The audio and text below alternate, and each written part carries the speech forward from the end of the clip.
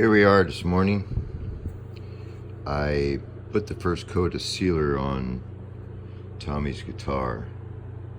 This is the coloration that comes out on this natural wood. You can see how bright and vibrant these colors are on these woods once you put sealer on them.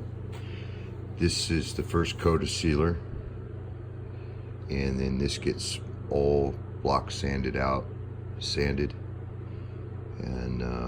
working it up towards its top coat. And once that gets done, it will get a coat of top coat, and then sanded out again, and then gets buffed. This is our buffing wheel. This is what we use to buff out everything. We use a rouge that goes on there. It's a buffing compound. You have to impregnate it into your pad. So we'll get started with that, and then this is going to be a little noisy. Hopefully you guys can hear, but if not, you pretty much get the idea of how this works.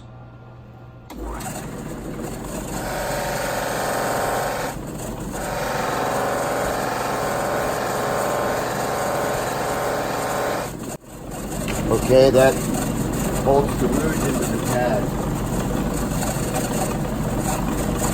Then you do not want to press real hard. You let the rouge do its thing.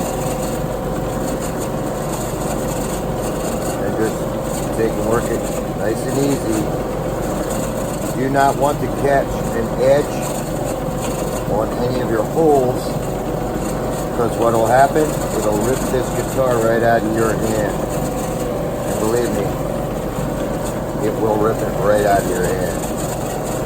So always go down over the edge, not into the edge. So as you go, you're starting to get a shine on there already. I don't know if you can see it. But now's the time that any spots that you may have missed will stick out. And you can always go back in and re-sand an area, whatever you need to do.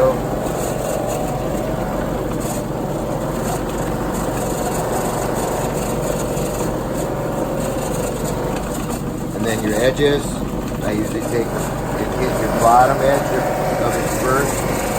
Don't try to take it from the top. Once again, you can rip it right out of your hand. So that's how I do it. I do not try, I'm not pushing very hard. I'm letting it do its job. As you can see, it's already starting to shine out.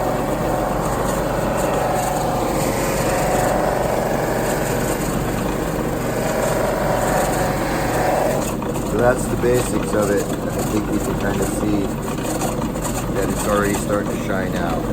So you just take your time with it and start working around. Keep doing the rouge on your pad. That's what you want to work on the finish, not you trying to pressure it in. If you push too hard on this, you can't burn your finish, or the finish will lift and bubble. You don't want that to happen. So you take your time with it. I mean, you spent all this time so far getting this thing to the point it is. I already did a little bit on the front of this. You can maybe kind of see that it's starting to shine out. But that's the point. Take your time. So there you go. That's how we start doing the buffing. Okay, guys. We spent probably a good half an hour or so on the buffer buffing this out. And as you can see, this thing's got a beautiful shine to it. It definitely sticks out. Biggest thing about this is take your time. You know, you're not in a big hurry, a big rush, you know. You don't want to go back over, but as you can see, this is like glass. You can see the reflection of the room in that finish. So take your time when you're doing it. Now, you do not have to have a buffing machine to do this. I mean, obviously you can use a buffer, a hand buffer, but with the hand buffer you really want to take your time, because chances of burning through the finish can be greatly increased when you're doing that. So take your time. Take your time to sand it. You know, don't be in a big hurry. Get all the, you know, scratches out, any of that. Get that out with, you know, sand it, you know, take your time. And then your final outcome will be this, obviously. So there's Tommy's body, and now we're going to get off to start getting his neck done. Obviously, we showed you the neck. We want to get his neck done. We still got to put the fretboard on and stuff like that. We'll show that in upcoming episodes or whatever. We'll show you what we're going to do with that. But this right now is kind of on hold until we get that neck done. Obviously, now you can see with all the jewelry in there, so to speak, this thing is really going to start to pop. So hang in there with us, and you'll see more of this whole build and how it's coming out. Once again, this is Perry with Bad Boy. Yeah, there you go. That's the kind of finish you want right there. We're going to show you how I shield my pockets. Shielding on all these cavities is a must. It keeps the noise down on the guitar. It grounds the guitar out. Now, a lot of guys use this kind of stuff. I don't use a whole lot of that. If you just use this to shield out this pocket, you might as well be throwing your money away. The reason I say is this, if you put it in there and don't ground it out, it's useless. It doesn't do anything. You need to actually ground out each one of these pockets. In other words, there needs to be a ground wire going to each one of these pockets to ground this guitar out. So what I use a conductive shielding paint, and it works well.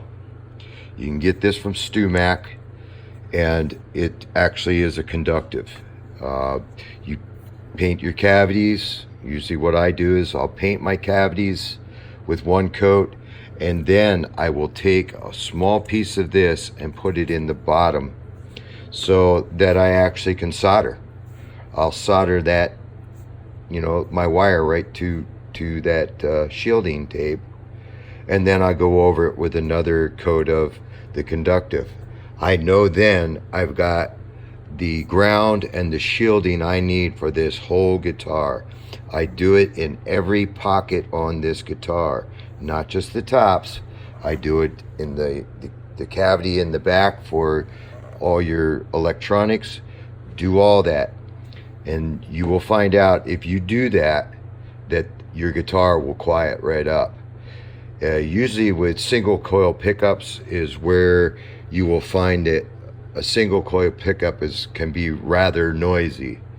Well, if you go through and you take some of this conductive paint and go in all your cavities and then ground out each cavity back to your ground on your electronics, it'll ground out and it'll quiet that guitar right down. So that's what we're going to start out next. So I'm going to go ahead and put my first coat of the conductive paint in there and let that dry, and then I'll come back and then I'll put my tabs in there so I can do my ground wires.